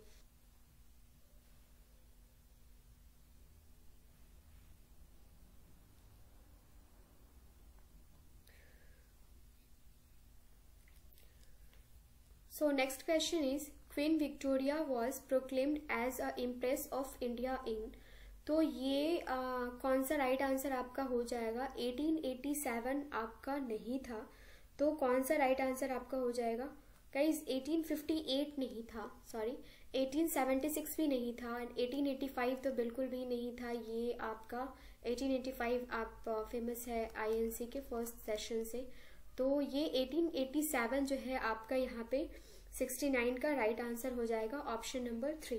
अब यहाँ पे हम देख लेते हैं क्वेश्चन नंबर 70 जो कि हमारा नेक्स्ट क्वेश्चन है।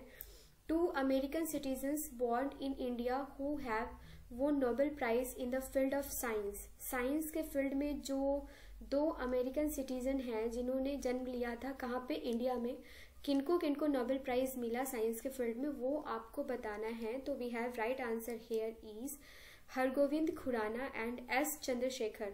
तो इनको मिला किसके लिए था ये भी हम साथ ही साथ देख लेते हैं। तो हरगोविंद खुराना जो है ना, इनको मिला था genetic code and function in protein synthesis, तो इसके लिए इनको मिला था हरगोविंद खुराना को। एंड चंद्रशेखर को किस लिए मिला था, तो इनको मिला था importance of structure and evolution of star, star से रिलेटेड जो स्ट्रक्चर एंड इवोल्यूशन है वो कैसे चेंजेस होते हैं और क्या होते हैं, उससे रिलेटेड इनको मिला था। तो इन दोनों को साइंस के फील्ड में मिला था नोबेल प्राइज, राइट। ये काफी इंपॉर्टेंट है, ये क्वेश्चन आपसे रिपीट किया जा सकता है। सो क्वेश्चन नंबर 71 देख लेते हैं। Who is the father of Indian nuclear programme, Indian nuclear programme के फादर कौन है, तो यहाँ पे सारे के सारे ऑप्शन सबसे पहले आप देख लीजिए। तो यहाँ पे आपको 71 का जो ऑप्शन है आपके पास SA बोस, HJ भाभा। तो यहाँ पे सबसे पहले तो आप मुझे कमेंट सेक्शन में ये बताइए कि जो इसरो है इसका एस्टैब्लिशमेंट कभी हुआ था, राइट। तो इसका जो राइट आंसर है ये है HJ भाभा। तो इससे रिलेटेड कुछ एक्सप्लेनेशन भी हम यहाँ पे देख लेते हैं। तो यहाँ पे 15 अगस्त 1965 को इसरो का स्टैब्लिशमेंट हुआ था गाइस, 15 अगस्त 1969 को, राइट। और इसके जो चेयरमैन हैं, जो अभी जो इसके जो चेयरमैन हैं वो कौन है, ये है S सोमनाथन, जो कि 2022 का अगर आपसे पूछा जाए अभी रिसेंट। लेकिन 2021 में कौन थे, ये थे K सिवान, राइट। ये आपको एस्टैब्लिशमेंट ईयर हमने दे दिया। और 2022 में जो चेयरमैन है वो आपको मैंने दे दिया। एंड 2021 में जो चेयरमैन थे ये आपको मैंने यहाँ पे बता दिया कि K सिवान जो है ये 2021 में थे। Question number, just a minute guys,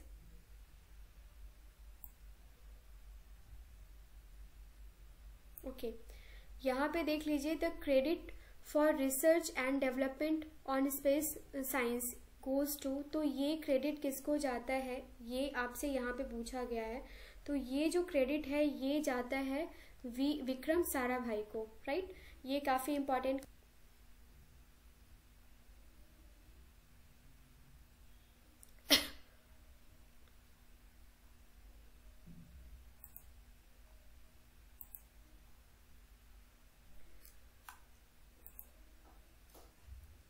So we have question number 73 here. The Nobel Prize in Chemistry for the year 1991. 1991 में केमिस्ट्री के फील्ड में किसको नोबेल प्राइज दिया गया था, इन शॉर्ट आपसे यह पूछा जा रहा है। तो we have right answer here is option number 3 Richard को दिया गया था। अब हम ये देख लेते हैं कि अभी हाल फिलहाल में नोबेल प्राइज किसको दिया गया है केमिस्ट्री के फील्ड में। तो 2021 में ऑलरेडी हमने नोबेल प्राइज से रिलेटेड एक वीडियो अपलोड कर रखा है, आप उसमें जाके ये सारी चीज़ें देख लेंगे। हमने शॉर्टकट ट्रिक के थ्रू उसको कवर किया है, आपको नाम काफ़ी दिनों तक याद रहेगा, आप भूलेंगे नहीं। सो यहाँ पर क्वेश्चन नंबर 73 में 2021 में हम देख लेते हैं कि केमिस्ट्री के फील्ड में किसको किसको नोबेल प्राइज दिया गया है। तो ये दिया गया है बेंजामिन लिस्ट को एंड डेविड मैकमिलन को, राइट। तो ये केमिस्ट्री के फील्ड में इन दोनों को दिया गया है।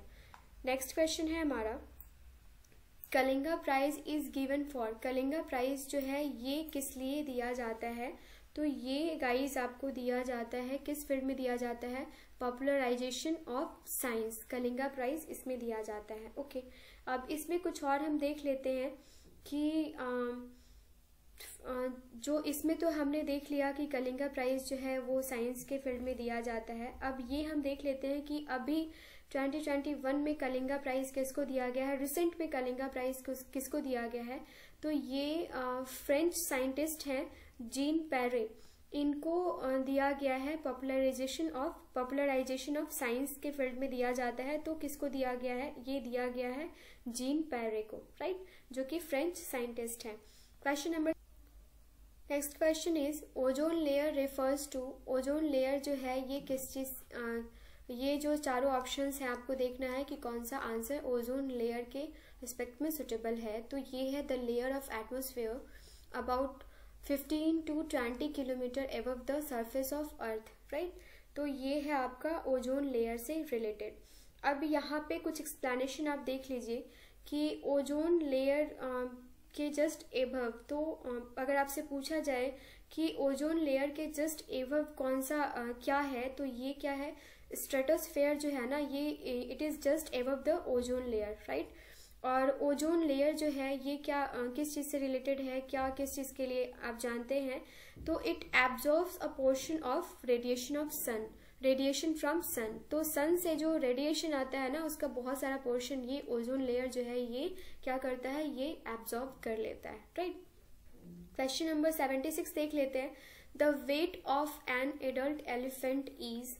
तो एलिफेंट जो एडल्ट एलिफेंट होता है उसका वेट कितना होता है, तो ये होता है आपका 5000 kg, right.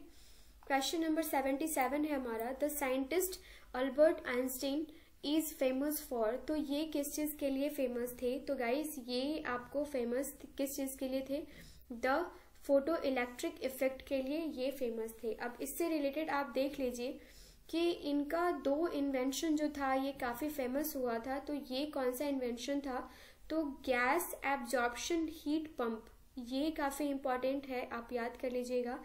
And Einstein refrigerator, ये 2 इन्वेंशन जो है ये काफी इंपॉर्टेंट था। क्वेश्चन नंबर 78 देख लेते हैं।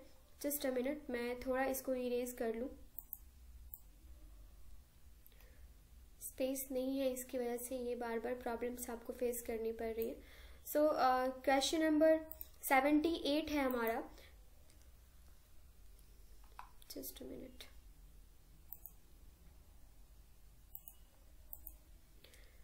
Fast breeder reactor is a nuclear reactor for producing electricity and produces electricity bye. तो ये इसका राइट आंसर आपका हो जाएगा क्वेश्चन नंबर 78 का। फ्यूजन प्रोसेस के लिए जो है ना ये क्या किया जाता है, इसको ये fast breeder reactor is a nuclear reactor for producing electricity that produces electricity bye. तो किसके थ्रू इलेक्ट्रिसिटी को प्रोड्यूस करता है, तो ये करता है फ्यूजन प्रोसेस के थ्रू क्या करता है, इलेक्ट्रिसिटी को प्रोड्यूस किया जाता है, right.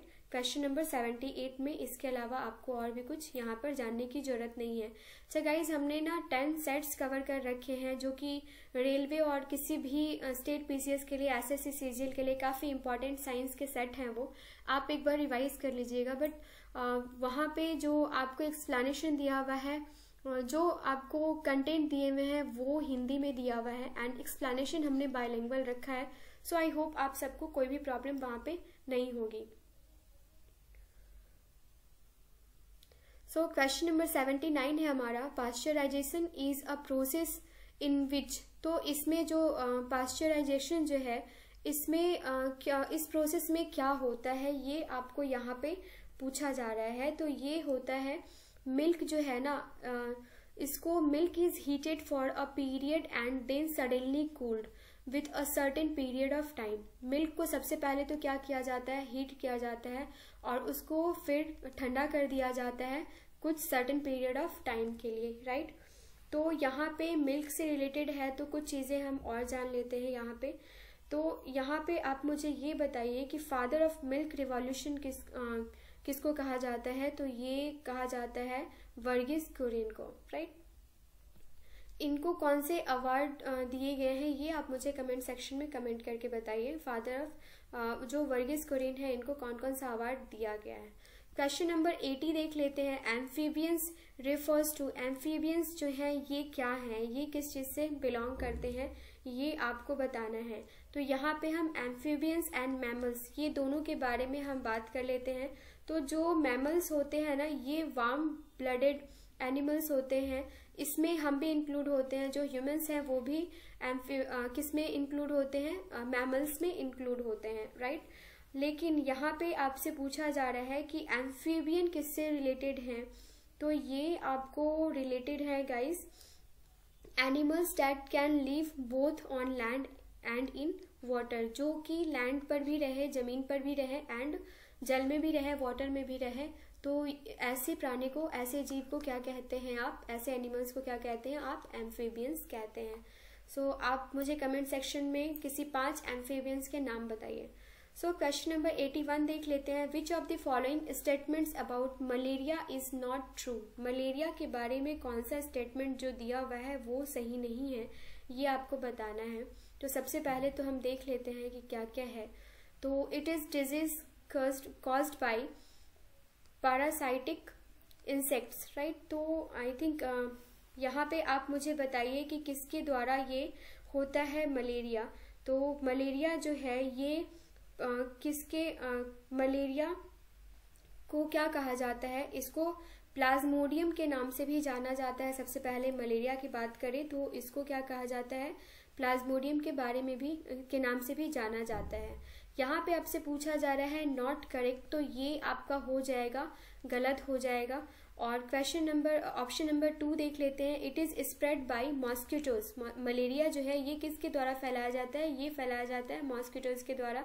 And it is mostly spread in regions of swamp, right, ये भी सही है आपका। It is cured by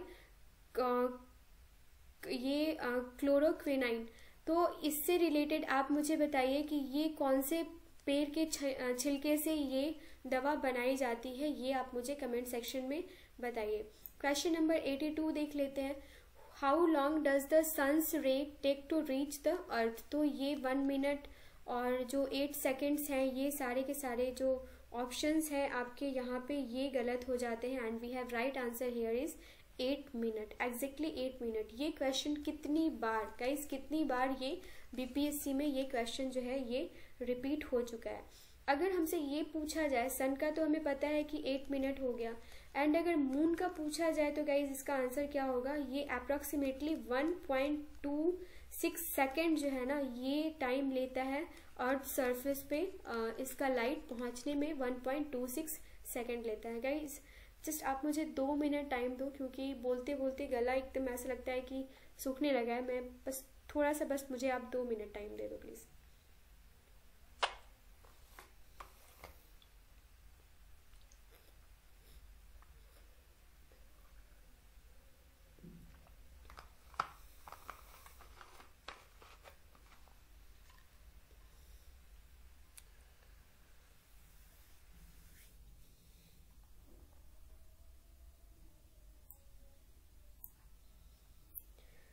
so continue बोलते बोलते आवाज़ फंसने लगता है। तो यहाँ पे क्वेश्चन नंबर 83 से स्टार्ट करते हैं। क्वेश्चन नंबर 83 क्या है हमारा, the stainless steel is an alloy of. तो स्टेनलेस स्टील जो है ये किसका एलॉय है, ये आपको यहाँ पर पूछा जा रहा है। तो स्टेनलेस स्टील जो है ये एलॉय है किसका, आयरन एंड क्रोमियम का। अब यहाँ पे कुछ और भी चीज़ें हम देख लेते हैं जो हमसे पूछा जा सकता है। अगर ये हमसे पूछा गया है कि किसका एलॉय है, तो हम ये भी देख लेते हैं कि स्टेनलेस स्टील जो है वो किन किन चीज़ों से क्या क्या कंटेन करता है।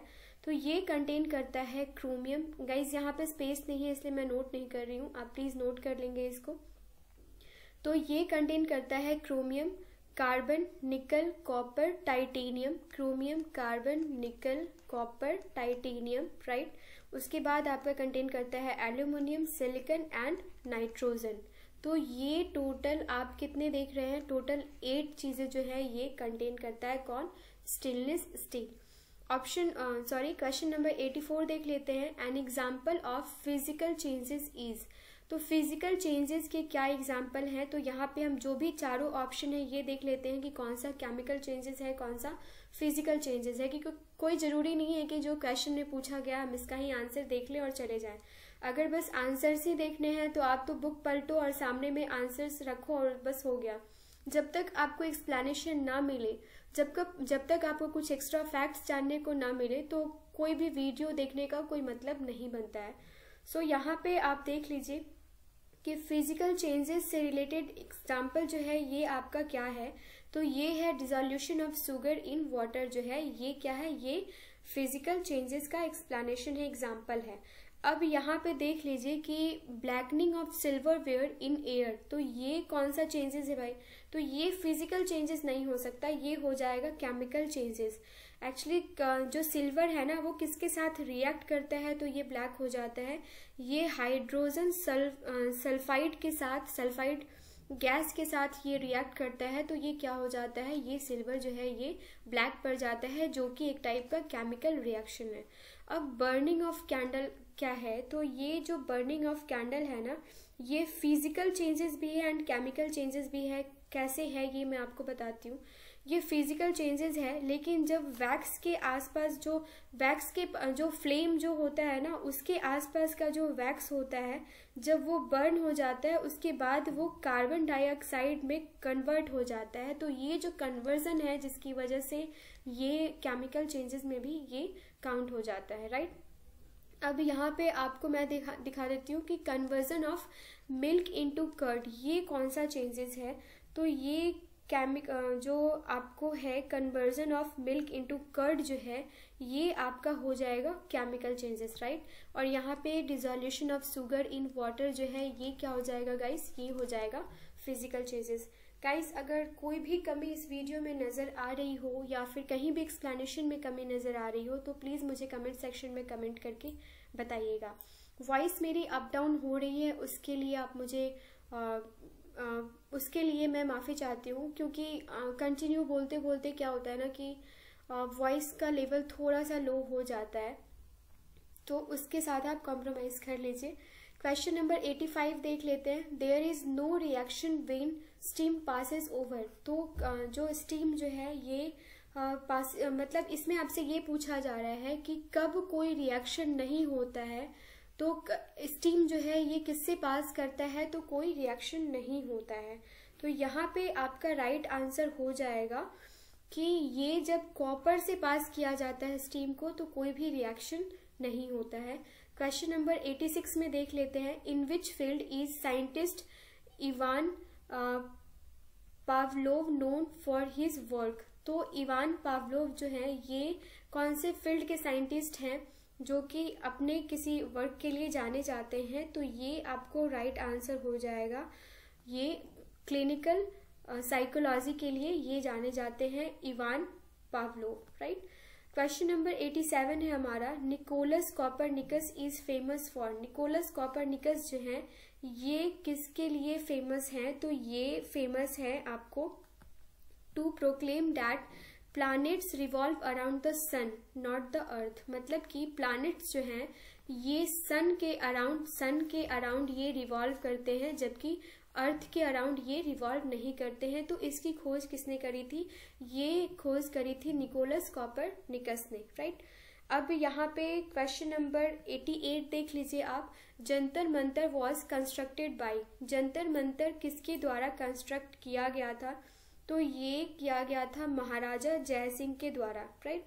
महाराजा जयसिंह के द्वारा। अब ये कहाँ कहाँ किया गया था, जंतर मंतर जो है ये सिर्फ दिल्ली में ही नहीं किया गया था गाइस, इसके अलावा भी जंतर मंतर जो है ये फर्स्ट टाइम दिल्ली में किया गया था। फर्स्ट जो है ये आपका दिल्ली में किया गया था, लेकिन जयपुर, उज्जैन, मथुरा एंड वाराणसी में भी किया गया था, right.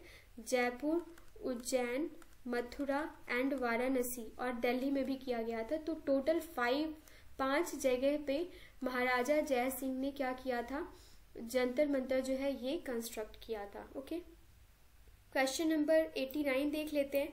The country that exports the highest amount of petroleum is.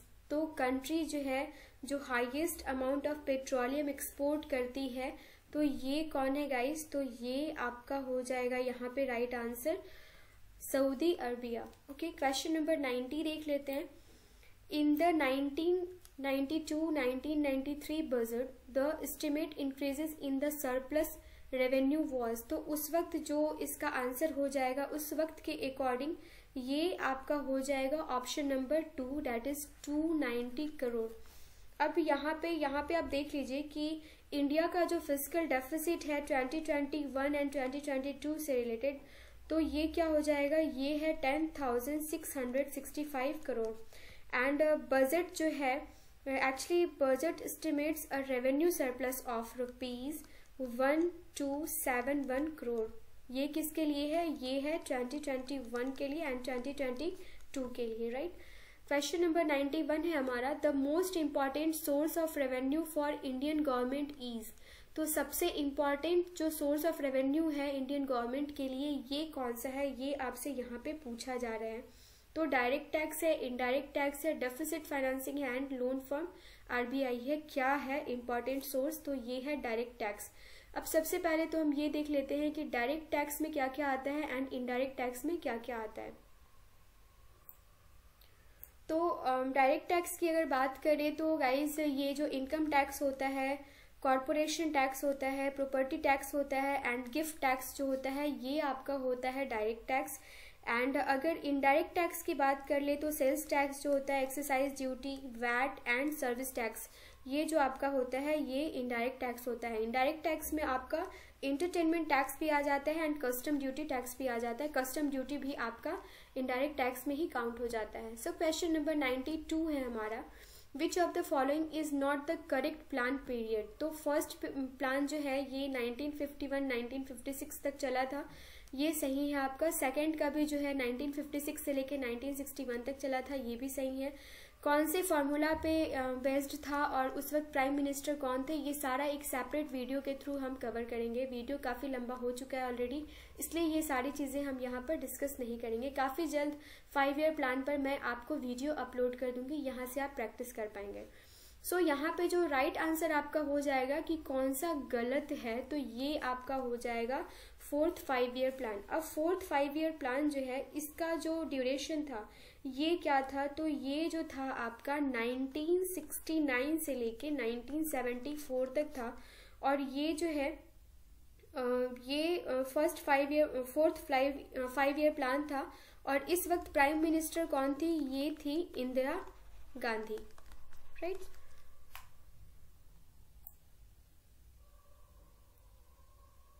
Question number 93 देख लेते हैं।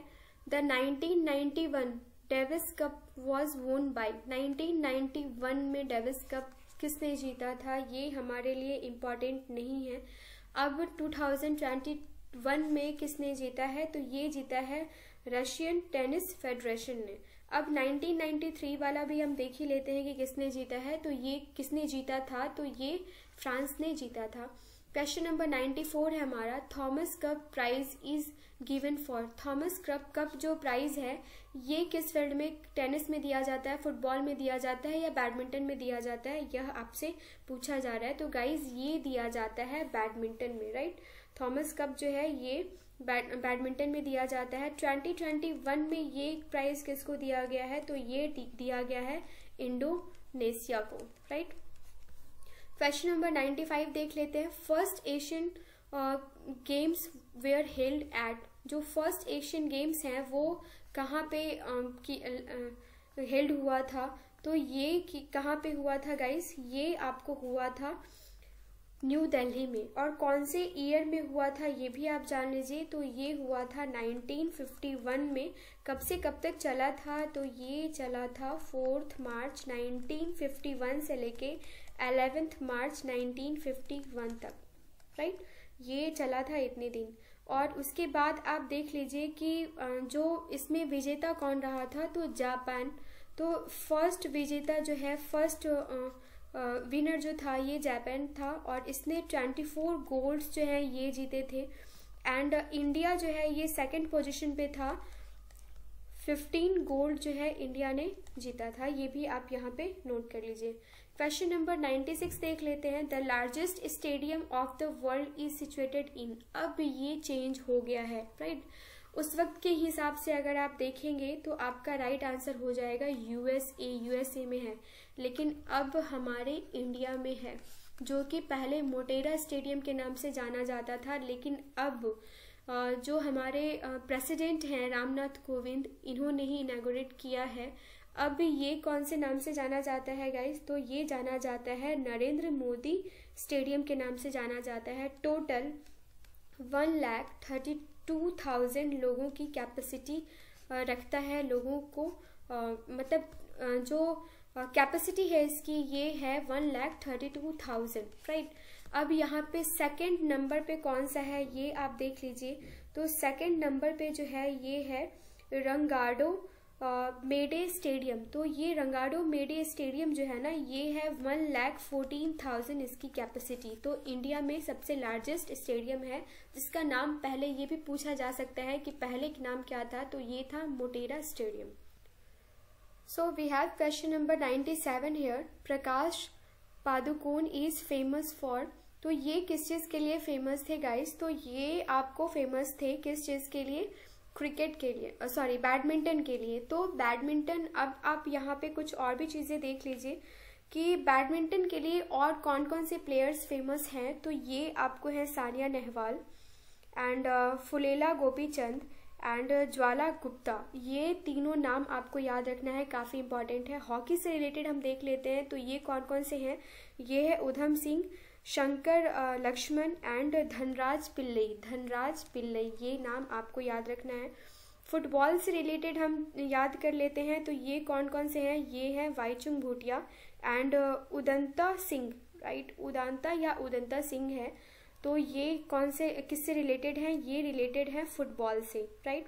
एंड टेनिस की बात की जाए तो महेश भूपति, सानिया मिर्जा एंड लेंडो पीस, ये तीनों के तीनों नाम जो हैं ये आपको टेनिस से रिलेटेड है। ये सारे के सारे पर्सनालिटीज जो हैं इनका नाम आपको याद रखना है, क्योंकि इस टाइप के क्वेश्चंस तो आपसे पूछे ही जाते हैं।